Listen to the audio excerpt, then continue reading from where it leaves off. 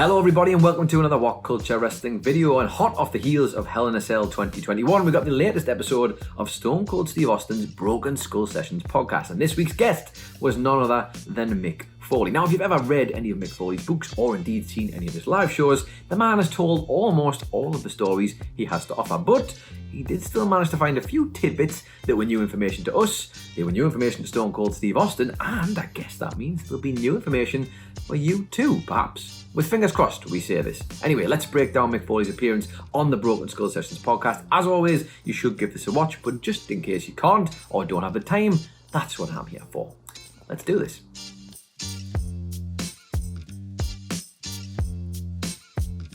Number 10, his unknown worry in WCW. Now, Austin and Foley didn't get too deep into Mick's time in WCW, but they did touch on a few things, most notably his feud with Vader. Now, as I'm sure you probably know, famously Mick Foley lost part of his ear during this feud with Vader in a match, but something you might not have known is Mick Foley's mindset while this was all taking place. You see, at the time, Mick actually thought that this main event at Halloween Havoc 1993 would indeed be the apex of his career. He was working as the Cactus Jack character at the time, and he absolutely tore the house down, it's fair to say, with Vader, and the reason he put so much into it is because he wasn't ever sure he was going to be in the main event ever again. So at the time, he kind of had mixed feelings between sadness and excitement, because when might this happen again, but also this was happening, so let's enjoy it. As we know though, he would go on to much more in his WWE career, but also during his time in WCW too.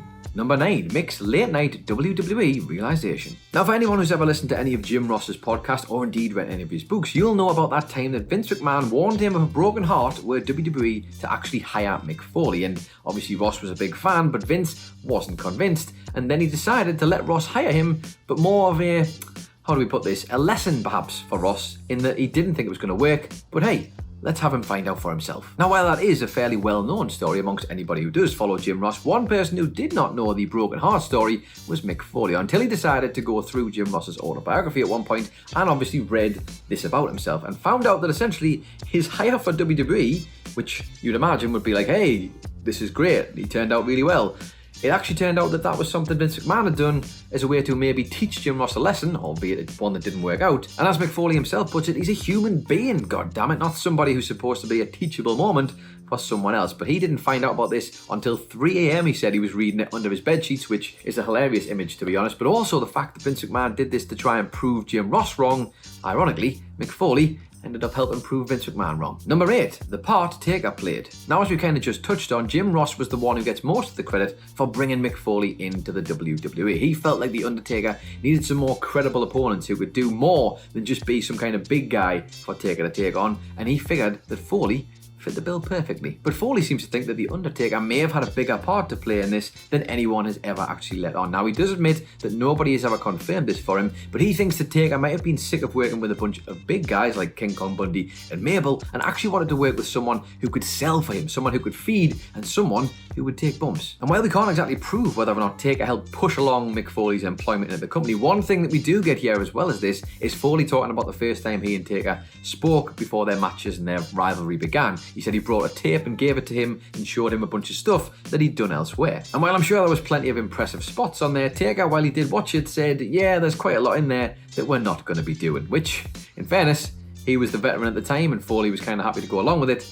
I'd love to know what those spots actually were though. Number 7, HBK and Mick intentionally botched a spot. Now, here's one for all you In Your House fans out there, and if you ever did watch the match between Shawn Michaels and Mick Foley at In Your House Mind Games, you might want to go and rewatch it after this little tidbit. But there's a spot midway through that match where Michaels goes across to the opposite turnbuckle to what Foley's already in. He jumps up on the middle, and we've seen it a million times. You expect someone to go in and feed, but Foley doesn't run across. At that point, a rather pissed off looking Michaels jumps down, runs back across, and starts hitting Foley with what look like extremely heavy shots to the face. Now, at this point, HBK was starting to get a bit of a reputation, shall we say, for temper tantrums. He'd had one against Vader at SummerSlam 1996, and it looked, for all intents and purposes, like this was exactly the same. Or was it? You see, according to Foley, that whole moment was intentional. He and Michaels had planned out the so-called botch, and as a result, they wanted to trick people into seeing Shawn's anger once again, and they did exactly that. I mean, Mick Foley talks about when he was talking with Tommy Dreamer, and Dreamer said, how did you not lose your cool when Michaels started hitting you with a bunch of stiff shots? And Foley said, well, he wasn't. Now, Mick doesn't confirm whether this is indeed a wink and a nod back to that SummerSlam 1996 tantrum that Michaels threw, but, the parallels are certainly there for everyone to see. Either way, Austin can't believe that the two decided to get so meta during such an important pay-per-view clash. Number 6, how he made peace with Hell in a Cell. Now, in fairness, whenever anybody thinks of Mick Foley, certainly if I'm ever talking to any casual wrestling fans, the first thing they will say is, "Oh my God, do you remember that match, the Hell in a Cell match at King of the Ring, where Undertaker threw him off the cell?" I mean, it's fairly iconic at this point, and everybody seems to point to it. And while yes, that is a very cool thing to have, and that match was critically acclaimed against The Undertaker, it seems like it kind of really was an albatross for Mick to bear for many years after the match, because he felt like that was the only thing that fans remembered him for. Foley talks about how he resented the match for so long as a result, but then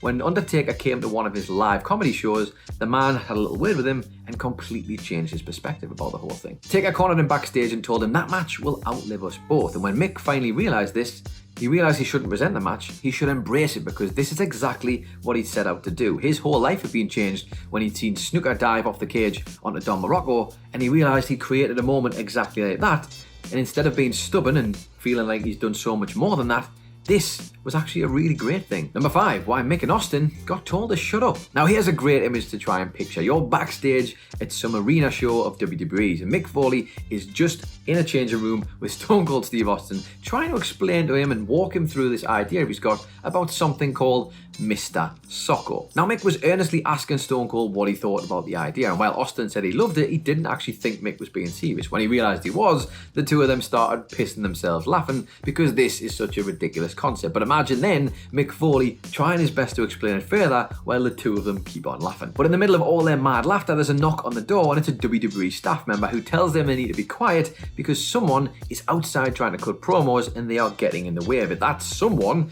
just so happened to be a heel Vince McMahon trying to cut one of his best heelish McMahon promos. Despite the telling off from that WWE staff member, they said as soon as the door shuts, the two of them continued laughing because they just couldn't help themselves. And what a mental image that is. They're in there trying to do that while Vince McMahon is outside, the boss of the company, trying to cut his best heel promo. Great stuff. Number 4, Foley didn't want to win the title again. After winning the WWF title on a taped Monday Night Raw late in December 1998, which would air on the 4th of January 1999, Foley ended up dropping the title back to The Rock in a gritty I Quit match at the Royal Rumble. A few nights later, WWE taped a brawl between The Rock and Foley for halftime heat during Super Bowl 33. Now, after losing the belt in a dramatic and heavily chair-shot-ridden match at the Royal Rumble against The Rock, Foley said he just couldn't believe that Vince McMahon was even considering doing this. A sudden switch didn't feel right to him, and he was confused by the boss's idea and didn't think it was a good one either. And while The Rock was similarly baffled, there was nothing they could do about it. Vince had made up his mind, and they kind of just had to go along with it. Foley wasn't exactly into the idea of winning the title again, but because it was so far down the line and when they started filming all the shenanigans for halftime heat, it was kind of too late to do anything else, so they just had to go with it. Number 3, why he can't watch WrestleMania 20. Now, as you will recall, Mick Foley teamed up with The Rock for one last time at WrestleMania, where he and The Rock went up against Evolution, Ric Flair, Batista and Randy Orton in a 3-on-2 handicap match. But that is a match that Mick Foley says he simply cannot bring himself to watch. Now, while he didn't exactly phone it in during that match, it sounds like maybe Foley feels like he came kind of close to it, and as a result, that WrestleMania 20 match is far from one of his proudest moments. And that's a real shame too, because that Mania took place inside Madison Square Garden, and 21 years prior, Mick had hitchhiked to that very venue to go and watch Jimmy Snuka jump off the cage onto Don Morocco, something that is an iconic moment, something that literally is the reason why we have Mick Foley as a pro wrestler in the first place. The whole thing should have been a really special moment for him, and it just wasn't. He felt like his performance was subpar, and he just felt like it wasn't the WrestleMania moment he'd been holding out for. But he didn't have to worry, of course, because just 2 years later, he'd have that match with Edge, which would, of course, result in that bump through the flaming table, and, let's be honest, an absolutely amazing match.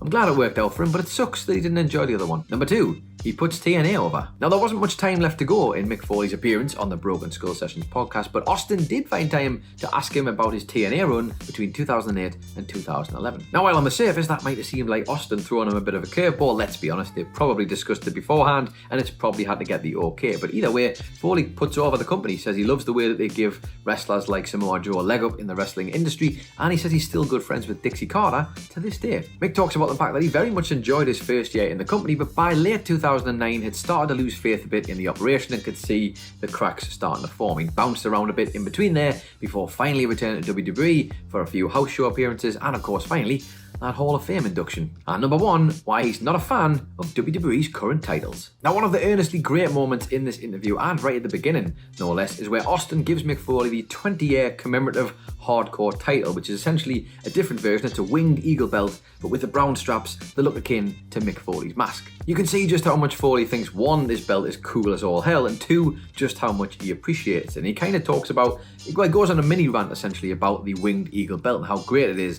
And he sort of says, I'm not trying to knock the current titles, and Steve's like, yes you are. And they both have a little rant about the fact that the belts these days just aren't the same. Foley talks about how he doesn't like the way the design is on the belt, with the WWE logo being so big and at the front. He thinks it doesn't need to be so pronounced, but of course does understand the reasoning behind this for appearances, etc. To see the logo front and centre being such a giant eyesore. Foley also talks about the fact he's not a huge fan that all of the belts, the main roster championships, all kind of look similar with the big W. There's like a uniformity to them where there's no real individuality amongst the belts. And let's be honest, in the grand scheme of WWE, when you think about iconic titles, it's always the ones from the past, and who doesn't love the Winged Eagle title? So there you have it then. Those are 10 things we learned from Mick Foley's appearance on Stone Cold Steve Austin's Broken Skull Sessions podcast. But of course, there was a bunch more. Let us know your favourites in the comments down below, as well as if you liked this video, and as well as if you liked the actual interview with Mick Foley. Don't forget to like and share. Hit the old subscribe button if you haven't already. It's free. What could possibly go wrong? You can find the original article for this at whatculture.com/WWE. That's by Jamie Kennedy. You can also follow What Culture on Twitter at WhatCultureWWE. You can follow me on Twitter if that's your thing at It's Adam Nicholas, or if you just want some more videos, there should be some just over here. I've been Adam Nicholas. This has been What Culture Wrestling. Have a nice day, and I'll see you next time.